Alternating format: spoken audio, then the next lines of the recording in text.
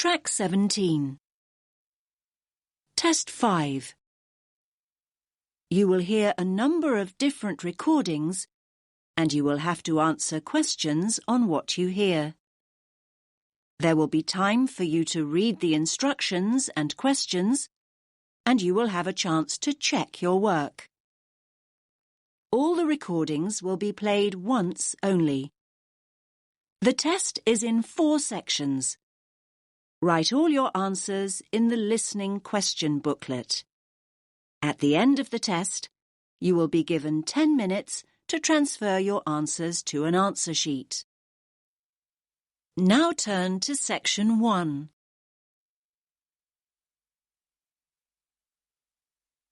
You will hear a woman phoning about her membership of a carpool, a type of car-sharing organisation. First, you have some time to look at questions 1 to 4.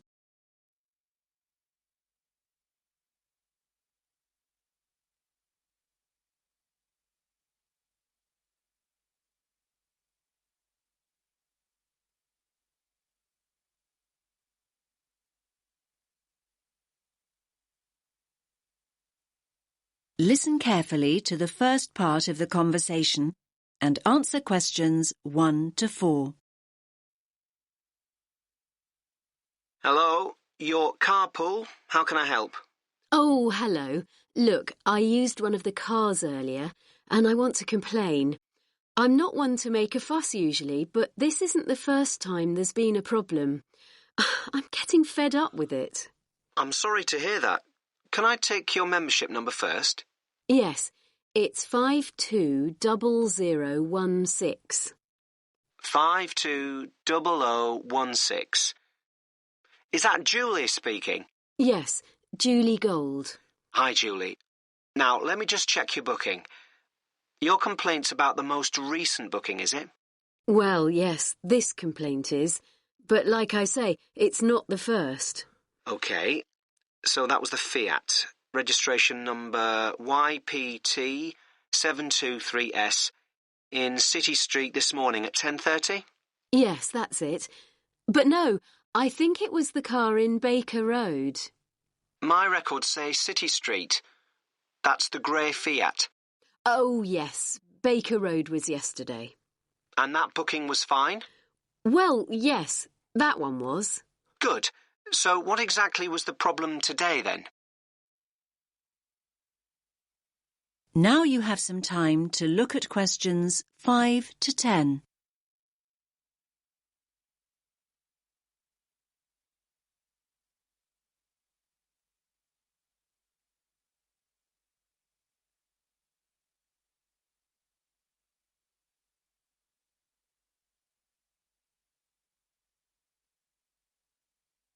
Now listen to the rest of the conversation and answer questions 5 to 10. OK, I went to pick the car up and it wasn't in the parking bay. I was in quite a hurry and I have to say it was very stressful. Of course, I thought somebody else still had the car out.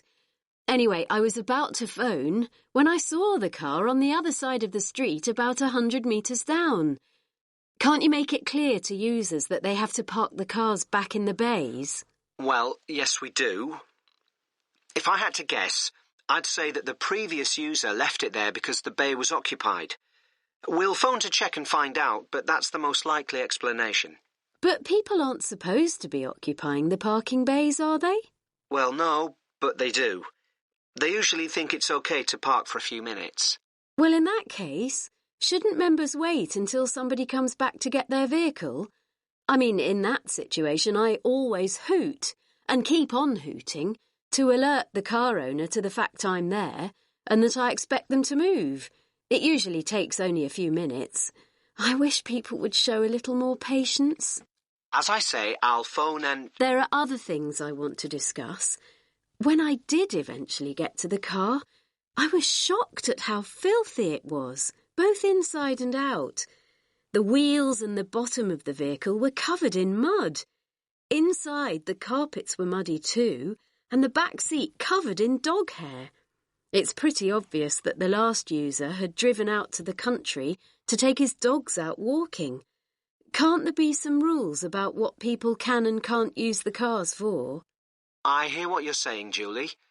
I think this is a fair point, and I'm very sorry. I certainly will call the previous user to take this up. And make sure that the cars are given a decent valeting every so often. Right, one more thing. Once I'd dusted off the seat and found the keys, I expected them to be left under a seat or in the door compartment, I finally started up the engine. I was dismayed to see how low the fuel gauge was. This has been the case before, and it's really annoying. I thought the membership regulations state quite clearly that it's the driver's responsibility to fill up when the gauge goes below the quarter full mark. Am I right? Yes, that is what we say. So how come I had to sort that out before I could get on with my journey? Look, I think all things considered, we'll compensate you for your experience today. How does that sound, Julie? Are you going to scrap the payment for today's booking? Well, I could do that, but now the booking's on the system, it's complicated. I'd rather offer you complimentary hours. Today's booking was for 4 hours, so we'll say you have 4 hours of uncharged usage taken off your next bill. But what if my next booking is for less than 4 hours? Don't worry. The booking will not be charged, and the remaining amount will automatically go forward to the booking after that. All you have to do is key free hours into the comments option when you make the booking online. OK. I guess I should say thank you, but I'm still very cross. That is the end of section 1. You now have half a minute to check your answers.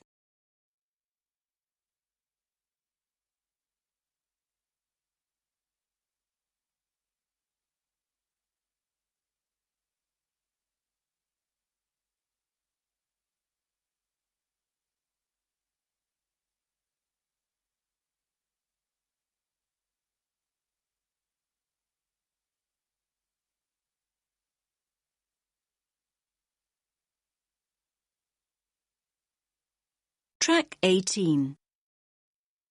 Now turn to section 2.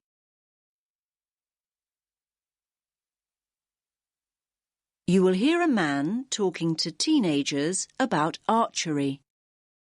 First, you have some time to look at questions 11 to 13.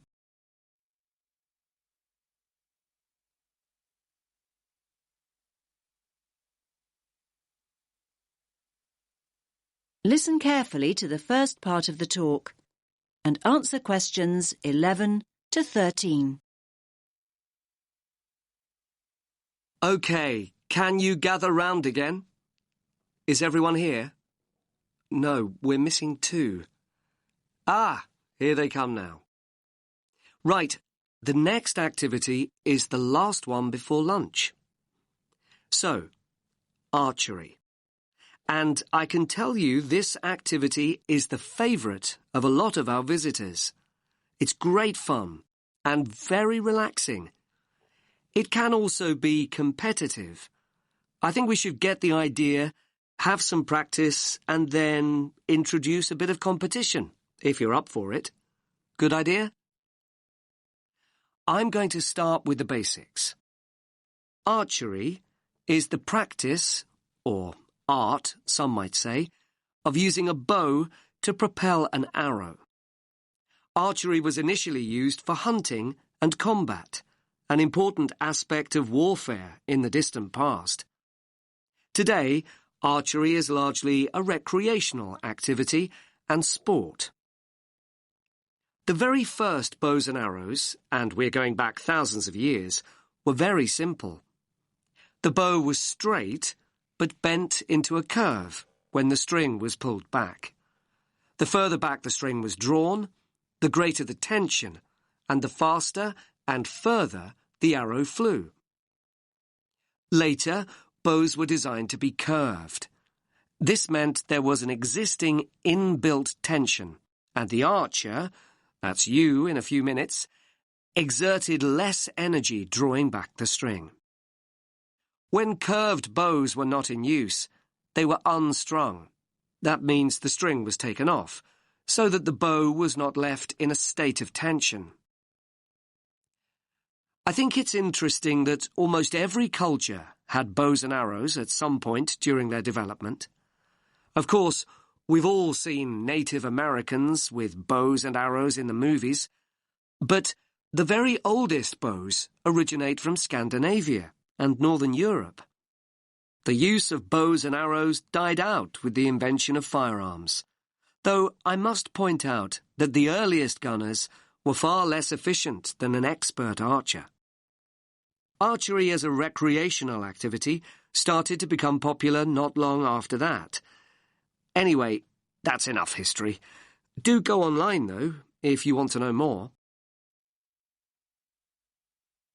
Now you have some time to look at questions 14 and 15.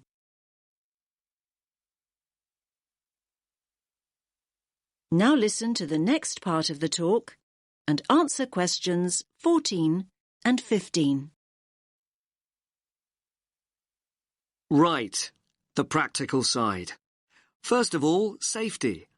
Now, you might have played with bows and arrows when you were kids, but these bows and arrows aren't toys.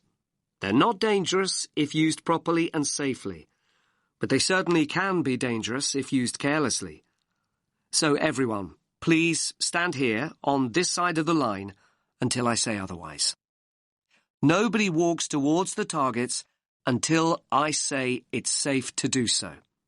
When I say so, everyone puts down their bow, and then we can all go into the target area. Each of you will fire one at a time. I don't want to see anyone load their bow when it's not their turn. When you've fired, you put your bow down and wait until it's your turn again. Is that clear? Now you have some time to look at questions 16 to 20.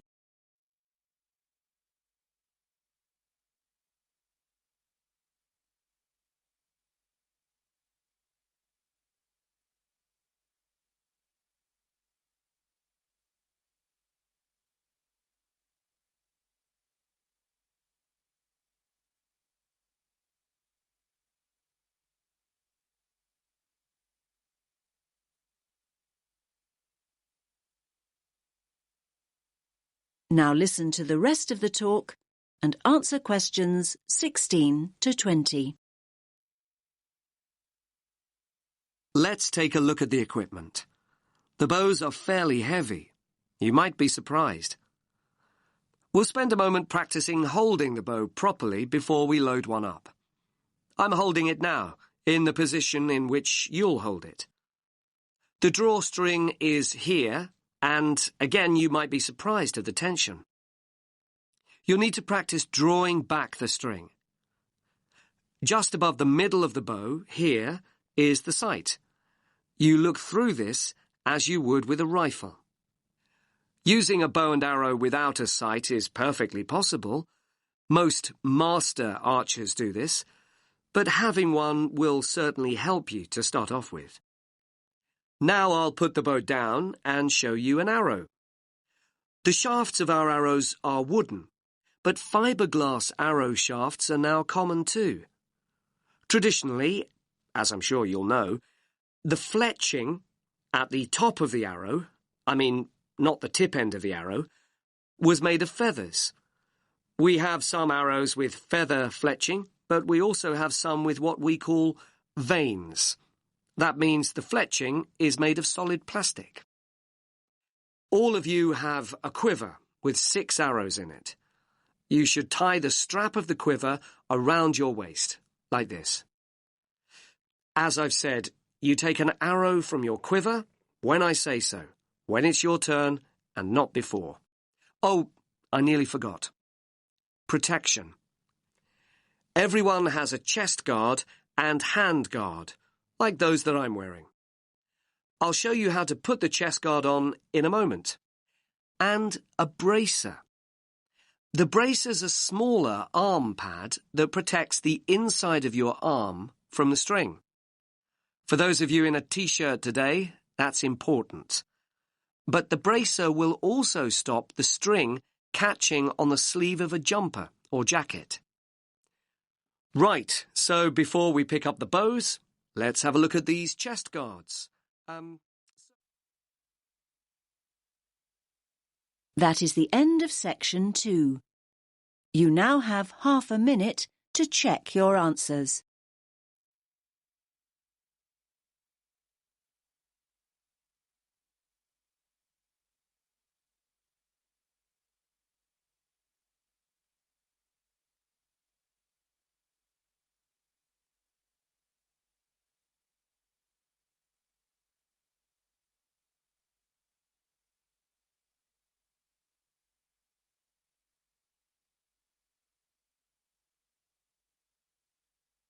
Track 19. Now turn to section 3.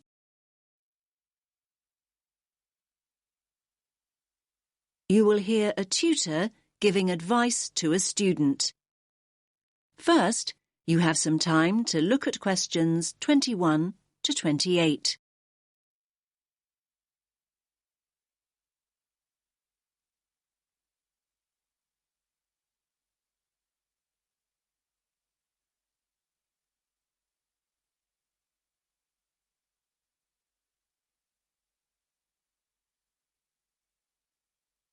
Listen carefully to the first part of the conversation and answer questions 21 to 28. Hi, Leo. What is it you wanted to ask me about? I'm worried about the exams. I don't mean if I pass them or not. I mean about revising. I don't think I know how to revise. I mean, every time I start looking back over my work, I just switch off. I can't concentrate. I don't think you're the first student that ever said that, Leo. Hmm. Are you revising at the right time?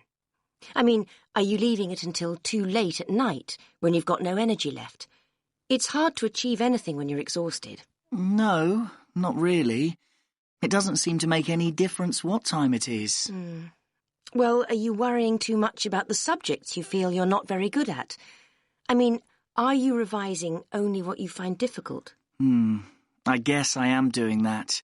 Isn't that the best approach to revision? Not necessarily. I'd say it's better to revise something you enjoy and something you feel confident about first. That'll get you into the swing of things, and then you can go on to more challenging things. Anyway, you have to think about the whole purpose of revision. Is the objective to do as well as you possibly can in your strong subjects, or to bring your weaker subjects up to an acceptable level? I'm not sure I see the point of revising what I think I'll pass anyway. But revising a stronger subject might mean getting an A grade rather than a B.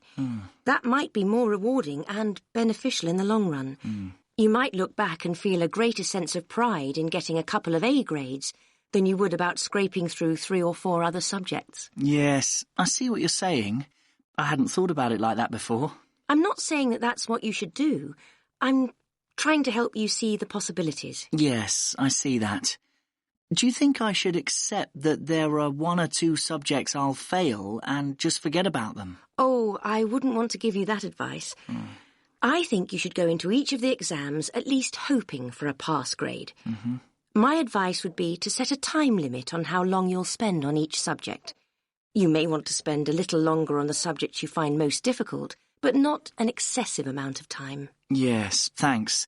That's helpful advice. Do you have any more tips about how to go about the actual studying? I mean, how can I keep focused? Well, what sort of learner do you think you are? What do you mean? Well, if you're a visual learner, you like seeing things. From what I know of you, I think you probably are a very visual learner.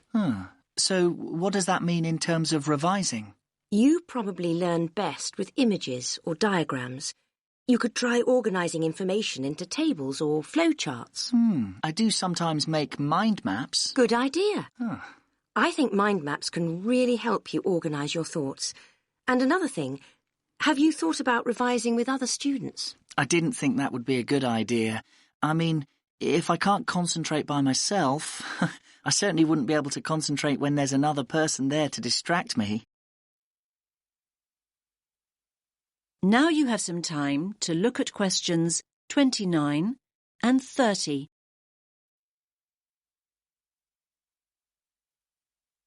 Now listen to the rest of the conversation and answer questions 29 and 30. That probably isn't true. Another person might help you focus. Lots of students get together with a friend, sometimes in groups, to revise. They usually work out some sort of structured procedure. OK, I'll think about it. I guess with a friend you could test each other. I mean, revise for a while and then take it in turns to ask each other questions. Now you're thinking in the right direction. You could also write short summaries or essay introductions, say, and then read and comment on each other's work. Both positive and critical comments coming from a peer can be very helpful. There are all sorts of collaborative strategies and, apart from anything else, having company is so much nicer than struggling through alone. OK, you've given me a lot to think about. Thanks for your time. I feel much more positive than I did. I'm really glad to hear that. Coming to see me in the first place was very sensible. Do come back and tell me how things are going in a couple of weeks. That is the end of section 3. You now have half a minute to check your answers.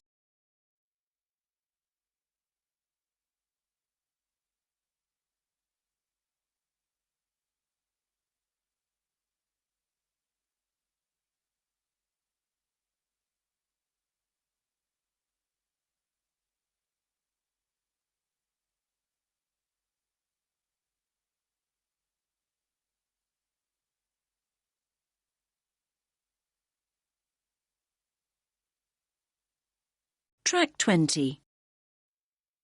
Now turn to section 4.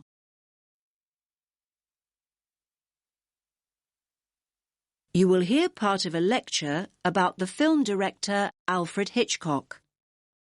First, you have some time to look at questions 31 to 40.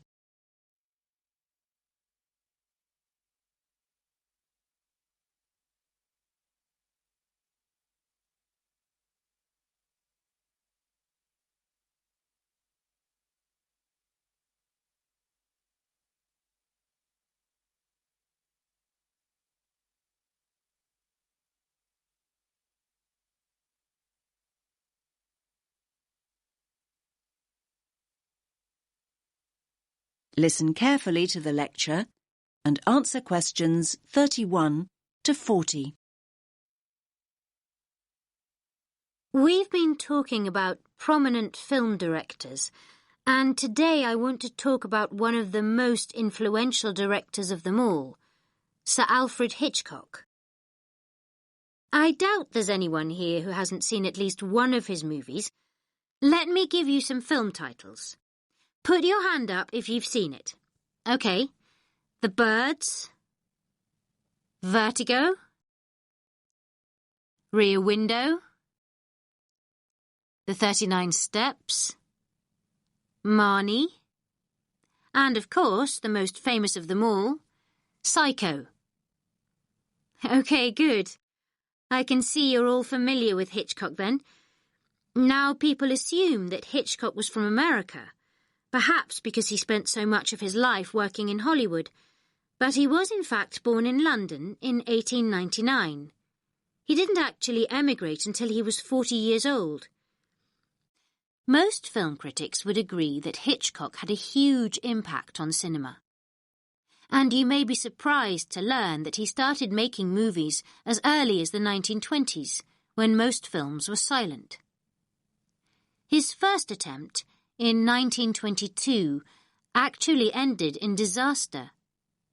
The film was ironically called Number 13, and production stopped at a late stage due to financial problems.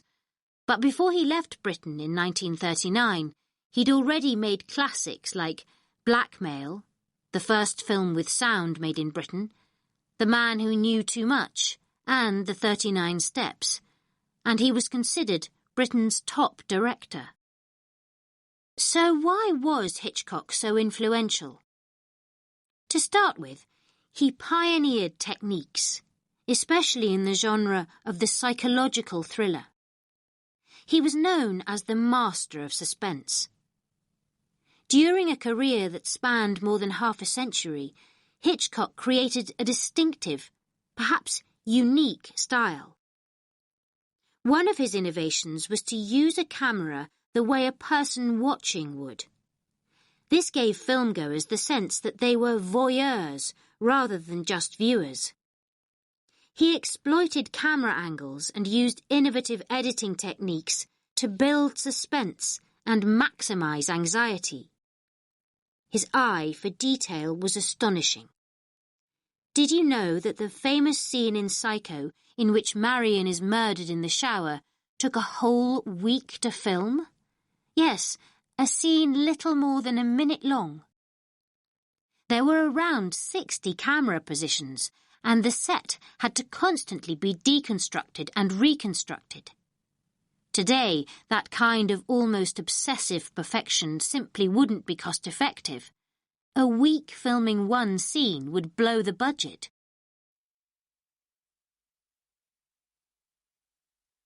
So what were Hitchcock films about, and who were some of his typical characters?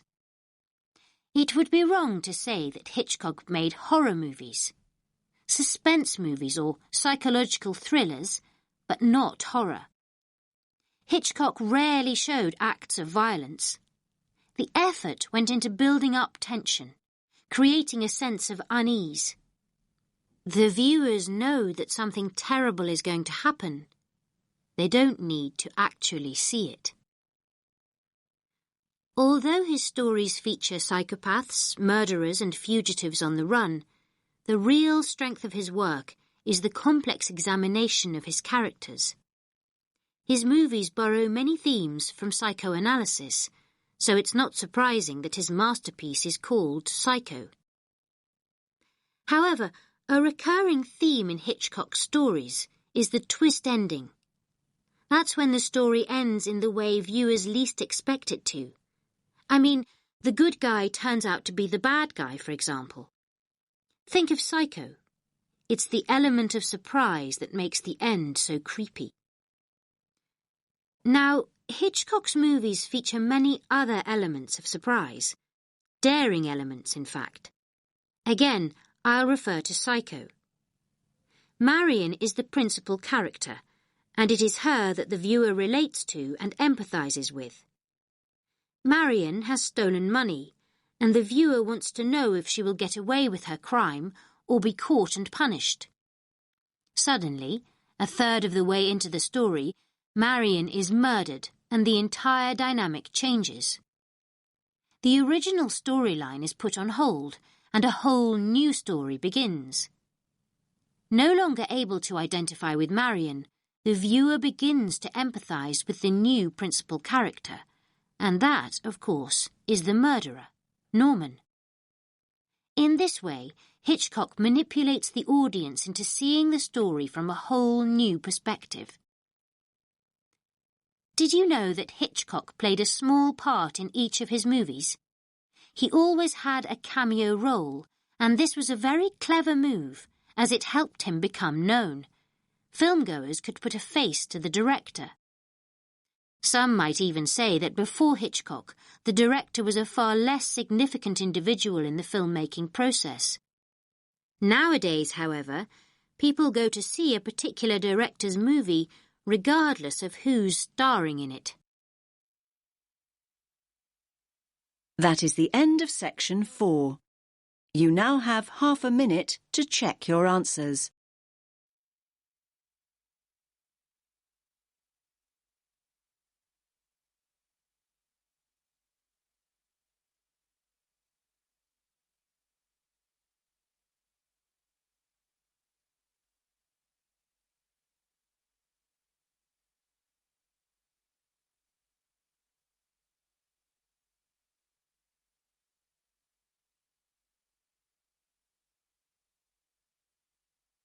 You now have 10 minutes to transfer your answers to the answer sheet.